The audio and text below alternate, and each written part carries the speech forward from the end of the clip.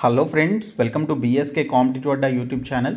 Friends, AP జిల్లా court ఉద్యోగాల్లో జీకేలో ఉన్నటువంటి ఇండియన్ హిస్టరీ టాపిక్ నుంచి ముఖ్యంగా ఇండియన్ నేషనల్ కాంగ్రెస్ ఐఎన్సీకి సంబంధించినటువంటి టాపిక్ నుండి మనకి 1 or 2 క్వశ్చన్స్ రావడానికి ఎక్కువ ఛాన్సెస్ అయితే ఉంటాయండి.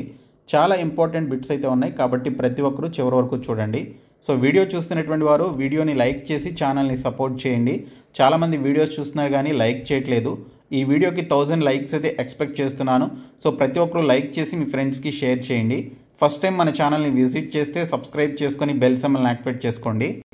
డీటెయిల్స్లోకి వెళ్లే ముందు మీరు జిల్లా కోర్టు ఉద్యోగాల్ని క్రాక్ చేసే విధంగా మేము మీకు ఈ 3 కోర్సెస్ని అయితే ఆఫర్ చేస్తున్నాము. ఈ మెగా కోర్స్ తీసుకున్నట్లయితే ఇందులో మీకు అన్ని సబ్జెక్టులకి సంబంధించినటువంటి క్లాసెస్ అన్నీ కూడా తెలుగు మీడియంలో అందిస్తున్నాం. 25 ప్రీవియస్ పేపర్స్, అన్ని ఎగ్జామ్స్కి సంబంధించిన ప్రీవియస్ పేపర్స్ ఇందులోనే అవైలబుల్గా ఉన్నాయి.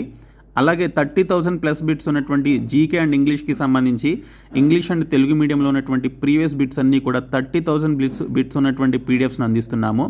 అలాగే ఇంగ్లీష్ మెగా టెస్ట్ సిరీస్, అన్ని టాపిక్స్కి సంబంధించినటువంటి mega test series 4,000 plus bits ఉన్నటువంటి మెగా టెస్ట్ సిరీస్ని ఇందులో అందిస్తున్నాము. అండ్ ఫ్యూచర్లో 10 to 15 మాక్ టెస్ట్లకి సంబంధించినటువంటి ఆ పర్టికులర్ టాపిక్ను కూడా ఇదే కోర్సులో యాడ్ చేయడం జరుగుతుంది. కాబట్టి మీరు ఈ ఒక్క కోర్స్ తీసుకుంటే చాలు, మీకు అన్నీ కూడా యాక్సెస్ అవ్వడం జరుగుతుంది.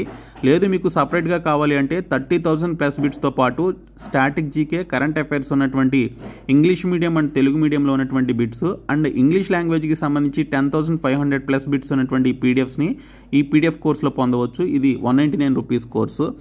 లేదు మీరు ఇంగ్లీష్ మెగా టెస్ట్ సిరీస్ సపరేట్గా తీసుకోవాలి అనుకుంటే సో మీరు సపరేట్గా తీసుకోవచ్చు. 99 రూపీస్కి ఈ కోర్స్ అయితే ఉంది.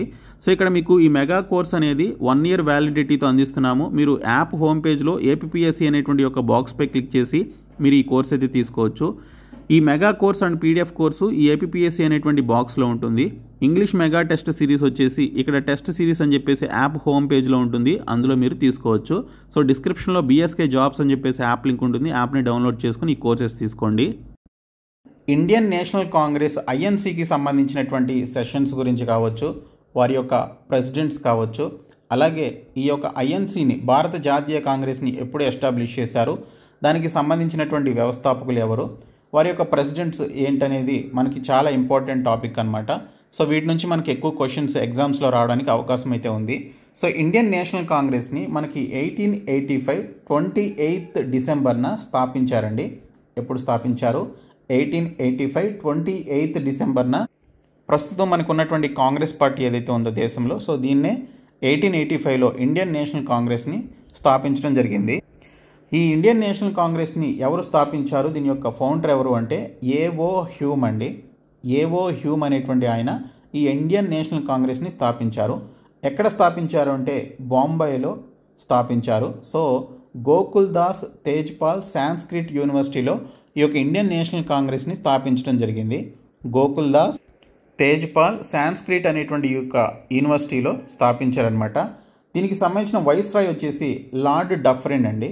వైస్రాయ్ వచ్చేసి లార్డ్ డఫరిన్. అంటే ఈ ఇండియన్ నేషనల్ కాంగ్రెస్ని స్థాపించే టైం నాటికి 1885 సంవత్సరంలో ఈ యొక్క కాంగ్రెస్ పార్టీని స్థాపించేటువంటి టైం నాటికి అప్పుడు వైస్రాయ్గా ఎవరున్నారు అంటే 1884 నుంచి 88 మధ్యన పనిచేసినటువంటి లార్డ్ డఫరిన్ అనేటువంటి అతను వైస్రాయ్గా భారతదేశానికి అయితే ఉన్నాడు. ఓకే, తర్వాత దీనికి సంబంధించి ఇండియన్ నేషనల్ కాంగ్రెస్ని స్థాపించింది ఏవో హ్యూమ్ అయినా ఫస్ట్ ప్రెసిడెంట్ ఎవరయ్యా అంటే W C Banerjee. Okay, WC Banerjee అనేటువంటి ఆయన ఫస్ట్ జనరల్గా పనిచేశారు. సో దీనికి సంబంధించినటువంటి ఫస్ట్ జనరల్ సెక్రటరీ ఎవరు అంటే అలన్ ఆక్టేవియన్ హ్యూమ్, అంటే ఏవో హ్యూమ్ అనమాట. ఏవో హ్యూమ్ గారు ఈ యొక్క ఫస్ట్ జనరల్ సెక్రటరీగా ఇండియన్ నేషనల్ కాంగ్రెస్కి సంబంధించి పనిచేశారు. అయితే ఇన్ని ఫాదర్ ఆఫ్ కాంగ్రెస్ అని చెప్పేసి కూడా పిలుస్తారు. అలన్ ఆక్టేవియన్ హ్యూమ్ అని చెప్పేసి అంటారు, ఏవో హ్యూమ్ అని చెప్పేసి పిలవడం జరుగుతుంది. సో ఏవో హ్యూమ్ ఇండియన్ నేషనల్ కాంగ్రెస్కి సంబంధించి founder come father of Congress అని చెప్పేసి పిలుస్తారు అండ్ ఫస్ట్ జనరల్ సెక్రటరీగా కూడా పనిచేశారు. సో ఫస్ట్ ప్రెసిడెంట్ ఎవరు అని చెప్పేసి అడుగుతారు ఎక్కువగా. డబ్ల్యూసి బెనర్జీ ఇండియన్ నేషనల్ కాంగ్రెస్కి సంబంధించి ఫస్ట్ ప్రెసిడెంట్గా పనిచేశారు. దీన్ని ఎక్కడ స్థాపించారని చెప్పేసి కూడా అడుగుతారు. బొంబాయిలో ఉన్నటువంటి గోకుల్ దాస్ తేజ్పాల్ సాంస్క్రిట్ యూనివర్సిటీలో ఈ యొక్క ఇండియన్ నేషనల్ కాంగ్రెస్ని స్థాపించడం జరిగింది 1885 28th డిసెంబర్న. ఓకే, 28th డిసెంబర్న లార్డ్ డఫరిన్ వైస్రాయ్గా ఉన్నటువంటి కాలంలో ఈ యొక్క ఇండియన్ నేషనల్ కాంగ్రెస్ని స్థాపించడం జరిగింది. ఇవే వివరాలు ఇక్కడ తెలుగులో కూడా ప్రొవైడ్ చేశాము. సో మేము మీకు ప్రొవైడ్ చేస్తున్నటువంటి 499 రూపీస్ మెగా కోర్స్ తీసుకున్నట్లయితే ఇందులో మీకు తెలుగు మీడియంలో వీడియో క్లాసెస్ ఉంటాయి, 28 ప్రీవియస్ పేపర్స్ ఉన్నాయి, అలాగే 30,000 ప్లస్ బిట్స్ ఉన్నటువంటి ఇంగ్లీష్ అండ్ జీకేకి సంబంధించి జీకే ఇంగ్లీష్ అండ్ తెలుగు మీడియంతో కూడినటువంటి 30,000 బిట్స్ ప్రీవియస్ ఎగ్జామ్స్లో అడిగినటువంటి బిట్స్ యొక్క పీడిఎఫ్స్ ఉన్నాయి. ఇంగ్లీష్ మెగా టెస్ట్ సిరీస్ ఉంది. ఫ్యూ డేస్లో మేము 15 మాక్ టెస్ట్లో ఉన్నటువంటి మాక్ టెస్ట్ సిరీస్ను కూడా ఈ యొక్క 499 రూపీస్ మెగా కోర్సులోనే యాడ్ చేయడం జరుగుతుంది. మీరు ఈ ఒక్క కోర్స్ తీసుకుంటే చాలు, మీకు అన్ని కోర్సెస్ కూడా ఈ ఒక్క కోర్సులోనే అవైలబుల్గా ఉంటాయి. అలాగే మీకు సపరేట్గా పీడిఎఫ్ కోర్స్ కావాలి అనుకుంటే సపరేట్గా తీసుకోవచ్చు. మెగా కోర్స్ వద్దు అనుకునేవారు 199 రూపీస్కి పీడిఎఫ్ కోర్స్ ఉంది, అది తీసుకోండి. అలాగే మీకు సపరేట్గా ఇంగ్లీష్ మెగా టెస్ట్ సిరీస్ కావాలి అనుకుంటే అది మీరు సపరేట్గా తీసుకోవచ్చు. మీకు సపరేట్గా ఉన్నాయి అండ్ కంబైన్డ్గా కూడా ఉన్నాయి. సో డిస్క్రిప్షన్లో యాప్ లింక్ ఉంటుంది, యాప్ని డౌన్లోడ్ చేసుకొని తీసుకోండి. సో ఇక్కడ చూసుకుంటే మనకి కాంగ్రెస్కి సంబంధించినటువంటి ఇంపార్టెంట్ ప్రెసిడెంట్స్కి సంబంధించినటువంటి డీటెయిల్స్ అయితే చూద్దాము. సో ఇక్కడ ఇంగ్లీషు తెలుగులో బైలింగ్ వల్ల మీకోసం ప్రొవైడ్ చేస్తున్నాం. So first president of Indian National Congress చూసుకుంటే డబ్ల్యూసి బెనర్జీ అండి, ఉమేష్ చంద్ర బెనర్జీ. ఓకే, ఉమేష్ చంద్ర బెనర్జీ 1885లో బొంబాయికి సంబంధించినటువంటి ఒక సమావేశంలో మొదటి ప్రెసిడెంట్గా ఆయన పనిచేశారనమాట. మొదటి ప్రెసిడెంట్ ఇండియన్ నేషనల్ కాంగ్రెస్కి ఎవరు అంటే ఉమేష్ చంద్ర బెనర్జీ అనమాట. సో డబ్ల్యూసి బెనర్జీ అని చెప్పేసి అంటారు. సో ఆప్షన్స్లో మనకి డబ్ల్యూసి బెనర్జీ అని కాకుండా ఉమేష్ చంద్ర బెనర్జీ అని చెప్పేసి ఇస్తారు. మీరు కన్ఫ్యూజ్ అవ్వకుండా ఫుల్ నేమ్ అయితే ప్రిపేర్ అవ్వండి. తర్వాత first Muslim president of INC, ఇది చాలా ఇంపార్టెంట్ బిట్. బద్రుద్దీన్ త్యాబ్జీ మద్రాసు సెషన్లో 1887 సంవత్సరంలో ఐఎన్సీకి సంబంధించి బద్రుద్దీన్ త్యాబ్జీ ఫస్ట్ ముస్లిం ప్రెసిడెంట్ అయితే అయ్యారనమాట. సో ఫస్ట్ ముస్లిం వ్యక్తి ఐఎన్సీకి ప్రెసిడెంట్ అయితే అయ్యారు. So first Muslim president of INC ఎవరు అంటే బద్రుద్దీన్ త్యాబ్జీ. తర్వాత first English man to become the president of INC was అని చెప్పేసి అడిగారు. సో జార్జ్ యూలే అండి. సో జార్జ్ యూలే 1888 సంవత్సరంలో అలహాబాద్ సెషన్లో ఐఎన్సీకి సంబంధించి ఇంగ్లీష్ పర్సన్ అయినటువంటి ఈయన first English person to become president of INC అయితే అయ్యారనమాట. సో ఇండియన్ నేషనల్ కాంగ్రెస్కి సంబంధించి ఆంగ్ల వ్యక్తి ప్రెసిడెంట్గా అయ్యింది 1888 సంవత్సరంలో అలహాబాద్ సెషన్లో అయ్యారు. ఆయన పేరు జార్జ్ యూలే. తర్వాత youngest person to become the president of Indian National Congress ఎవరు అని చెప్పేసి అడిగారు. సో 35 సంవత్సరాల వయసులో 1923 సంవత్సరంలో Abul Kalam Azad okay Indian National కాంగ్రెస్కి సంబంధించి ప్రెసిడెంట్ అయితే అయ్యారు. ఓకే, ఫస్ట్ యంగెస్ట్ పర్సన్ అనమాట. తర్వాత first female president of INC okay Annie Besant ఎవరైతే ఉన్నారో 1917 సంవత్సరంలో కలకత్తా సెషన్లో అన్బిసెంట్ ఐఎన్సీకి సంబంధించి ఫస్ట్ ఫిమేల్ ప్రెసిడెంట్. అలాగే first Indian female president Annie Besant ఏమో ఫారెన్కి సంబంధించినటువంటి వ్యక్తి. సో ఆవిడ first female president to become INC 1917 సంవత్సరంలో అయ్యారు. అదే ఫస్ట్ ఇండియన్ ఫిమేల్ ప్రెసిడెంట్ వచ్చేసి ఐఎన్సీకి సరోజినీ నాయుడు అనమాట. 1925 సంవత్సరం కాన్పూర్ సెషన్లో so Sarojini Naidu female president అయితే అయ్యారు. ఇంకా నెక్స్ట్ వన్ వచ్చేసి ఇది తెలుగులో ఉంది, నేను తెలుగులో కూడా ఎక్స్ప్లెయిన్ చేశాను, మీరు తెలుగులో కూడా చదువుకోవచ్చు పీడిఎఫ్ తీసుకున్న వాళ్ళు. సో క్వశ్చన్ వచ్చేసి మనకి ఇక్కడ when was the Congress party established అని చెప్పేసి అడిగారు. సో కాంగ్రెస్ పార్టీని ఎప్పుడు ఎస్టాబ్లిష్ చేశారు అంటే మనం ఫస్ట్లోనే చూసాం 1885 28 డిసెంబర్న ముంబైలో మనకి ఈ యొక్క కాంగ్రెస్ పార్టీని ఎస్టాబ్లిష్ చేయడం జరిగింది.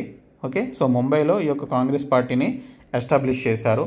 Next question first session of the Congress was held under the presidency of Congress మొదటి సెషన్ ఎవరి అధ్యక్షతన జరిగింది అని చెప్పేసి అడిగారు. డబ్ల్యూసి బెనర్జీ అండి. ఉమేష్ చంద్ర బెనర్జీ అనేటువంటి ఆయన అధ్యక్షతన మొదటి కాంగ్రెస్ సెషన్ అయితే జరిగింది ముంబైలో. సో అప్పుడు జరిగినటువంటి ఒక కాంగ్రెస్ సెషన్కి ప్రెసిడెంట్గా ఎవరయ్యారు అంటే W C Banerjee. Next question the number of delegates who attended the first session of the Congress held in Bombay in 1885 was 1885లో బొంబాయిలో జరిగినటువంటి మొదటి కాంగ్రెస్ సమావేశానికి హాజరైనటువంటి ప్రతినిధుల సంఖ్య ఎంత అని చెప్పేసి అడిగారు. మొదటి సమావేశానికి హాజరైనటువంటి మొత్తం ప్రతినిధుల సంఖ్య 72 అండి. సో 72 మంది ఈ యొక్క first session of the Congress సెషన్కి సంబంధించి 1885లో బాంబే సెషన్కి అటెండ్ అయినటువంటి వ్యక్తుల సంఖ్య 72 మంది. Next question who was the viceroy of India at the time of formation of the Indian National Congress. ఇది చాలా ఇంపార్టెంట్ బిట్. భారత జాతీయ కాంగ్రెస్ ఏర్పడినటువంటి సమయంలో భారతదేశ వైస్రాయ్ ఎవరు అని చెప్పేసి అడిగారు. సో లార్డ్ డఫరిన్ ఎవరైతే ఉన్నారో సో లార్డ్ డఫరిన్ 1884 సంవత్సరం నుంచి 1888 సంవత్సరం వరకు భారతదేశానికి వైస్రాయ్గా పనిచేశారు. సో 1885 సంవత్సరంలో ఇండియన్ నేషనల్ కాంగ్రెస్ని ఎస్టాబ్లిష్ చేశారు కాబట్టి ఈ టైంలో ఇండియన్ నేషనల్ కాంగ్రెస్ని ఎస్టాబ్లిష్ చేసేటువంటి టైం నాటికి వైస్రాయ్గా ఎవరు ఉన్నారు అంటే లార్డ్ డఫ్రిన్ అనేటువంటి ఆయన ఉన్నారు. Next question, in which session of the Congress the national song Vande Mataram was sung for the first time? Congress ఏ సెషన్లో తొలిసారి జాతీయ గీతం వందే మాతరాన్ని ఆలపించింది అని చెప్పేసి అడిగారు. సో ఇక్కడ చూసుకున్నట్లయితే 1896 కోల్కతా సెషన్లో మొదటిసారిగా జాతీయ గీతం వందే మాతరాన్ని వారు పాడడం జరిగిందనమాట. So president of Congress when song Vande Mataram was first sung అని చెప్పేసి అడిగారు. రహిమతుల్లా ఎం సైని. ఓకే, మొదటిసారి 1896 కోల్కతా సెషన్లో ఈ వందే మాతరం గీతం పాడినప్పుడు ఈ ప్రెసిడెంట్ ఆఫ్ కాంగ్రెస్ ఎవరు అంటే రహమతుల్లా ఎం సైని అనేటువంటి వ్యక్తి ప్రెసిడెంట్గా పనిచేస్తున్నారనమాట. సో ఆప్షన్ దీనికి సంబంధించిన రైట్ ఆన్సర్. ఇంకా నెక్స్ట్ క్వశ్చన్ వచ్చేసి, in which year and at which place India's national anthem was sung for the first time? ఏ సంవత్సరంలో మరియు ఏ ప్రదేశంలో భారతదేశ జాతీయ గీతం మొదటిసారిగా పాడబడింది అని చెప్పేసి అడిగారు. అది ఎప్పుడు అంటే కోల్కతా సెషన్ 1911 అండి. కోల్కతా సెషన్ 1911. సో మనకి జాతీయ గీతం ఏదైతే ఉందో జనగణమన, సో ఈ యొక్క జాతీయ గేయాన్ని 1911 కోల్కతా సెషన్లో పాడారనమాట. అప్పుడు ప్రెసిడెంట్గా ఉంది ఎవరు అంటే ఐఎన్సీకి పండిట్ బిషన్ నారాయణ్ దర్. పండిట్ బిషన్ నారాయణ్ దర్ అనేటువంటి ఆయన ఇండియన్ నేషనల్ కాంగ్రెస్కి సంబంధించి ప్రెసిడెంట్గా అయితే పనిచేస్తున్నారు. So option b right answer. Next question, in which session of the National Congress split into 2 parts moderates and extremists అని చెప్పేసి అడిగారు. సో మోడరేట్లుగా మరియు ఎక్స్ట్రీమిస్ట్స్గా ఏ సంవత్సరంలో ఏ సెషన్లో ఇండియన్ నేషనల్ కాంగ్రెస్ స్ప్లిట్ అయిందని చెప్పేసి అడిగారు. సో ఇది చూసుకుంటే సూరత్ సెషన్లో అండి. సో సూరత్ సెషన్లోనే మితవాదులుగా మరియు అతివాదులుగా ఇండియన్ నేషనల్ కాంగ్రెస్కి సంబంధించినటువంటి మెంబర్స్ ఎవరైతే ఉన్నారో వారు సపరేట్ అవ్వడం జరిగిందనమాట. సో ఇక్కడ చూసుకుంటే the president of Surat session of Indian National Congress 1907 was 1907వ సంవత్సరంలో జరిగినటువంటి యొక్క సూరత్ సెషన్కి సంబంధించిన ఐఎన్సీ ప్రెసిడెంట్ ఎవరు అంటే రాజ్ బిహారీ బోస్ అండి. రాజ్ బిహారీ బోస్ ఇండియన్ నేషనల్ కాంగ్రెస్ 1907కి సంబంధించి సూరత్ సెషన్ జరిగినప్పుడు ప్రెసిడెంట్గా వ్యవహరించారు.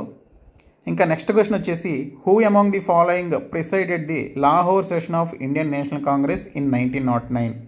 కింది వారిలో ఎవరు 1909లో భారత జాతీయ కాంగ్రెస్ లాహోర్ సమావేశానికి అధ్యక్షత వహించారని చెప్పేసి అడిగారు.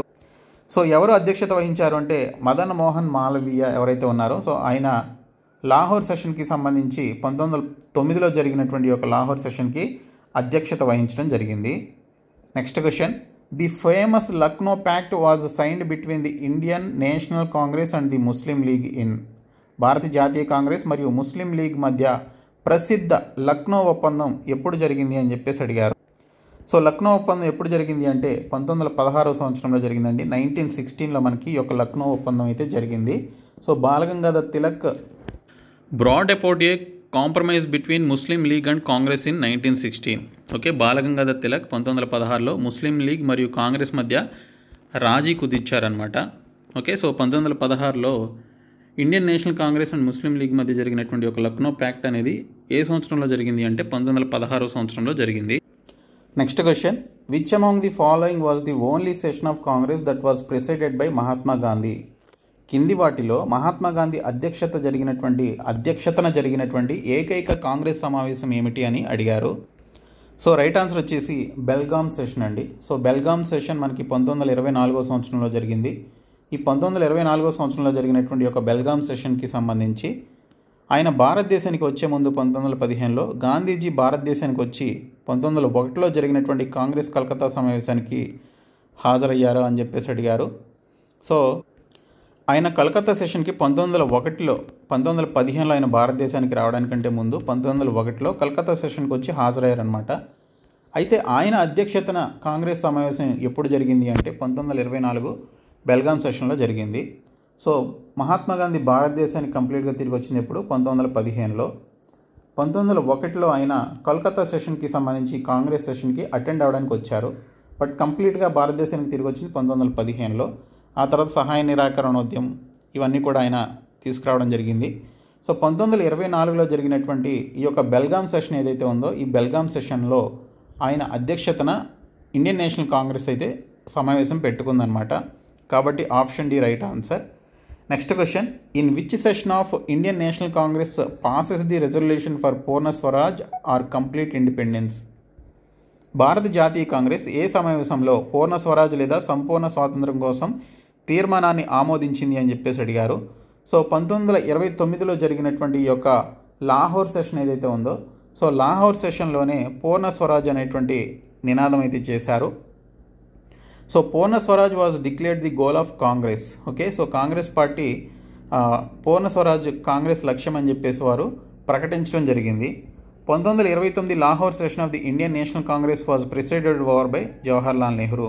సో ఈ పూర్ణ స్వరాజ్ అనేటువంటి ఈ యొక్క నినాదంతో వచ్చినటువంటి యొక్క సెషన్ ఏదైతే ఉందో, ఈ లాహోర్లో జరిగినటువంటి యొక్క సెషన్కి అధ్యక్షత వహించింది ఎవరు అంటే జవహర్లాల్ నెహ్రూ అధ్యక్షత వహించడం జరిగింది. Next question, in which of the following sessions of Indian National Congress Mahatma Gandhiji had said Gandhi may die but Gandhism will remain for ever అని చెప్పేసి అన్నట్లుగా ఇక్కడ మెన్షన్ చేశారు. సో భారత జాతీయ కాంగ్రెస్ యొక్క కింది ఏ సెషన్లో మహాత్మా గాంధీ ఇలా అన్నారు, గాంధీ చనిపోవచ్చు కానీ గాంధీయిజం శాశ్వతంగా ఉంటుంది అని చెప్పేసి అన్నది ఏ సెషన్లో అని చెప్పేసి అడిగారు. సో అది అన్నది ఎప్పుడు అంటే 1931 కరాచీ సెషన్లో అన్నారనమాట. 1931 కరాచీ సెషన్లో అయినా Gandhi may die but Gandhism will be for ever అని చెప్పేసి, రిమైన్ ఫర్ ఎవర్ అని చెప్పేసి ఆయన అనడం జరిగిందనమాట. సో కరాచీ సెషన్లో అన్నారు. Next question, which of the following had drafted the fundamental rights resolution at the Karachi session 1931? కింది వాటిలో ఏది కరాచీ సెషన్ 1931లో ప్రాథమిక హక్కుల తీర్మానాన్ని రూపొందించింది అని చెప్పేసి అడిగారు.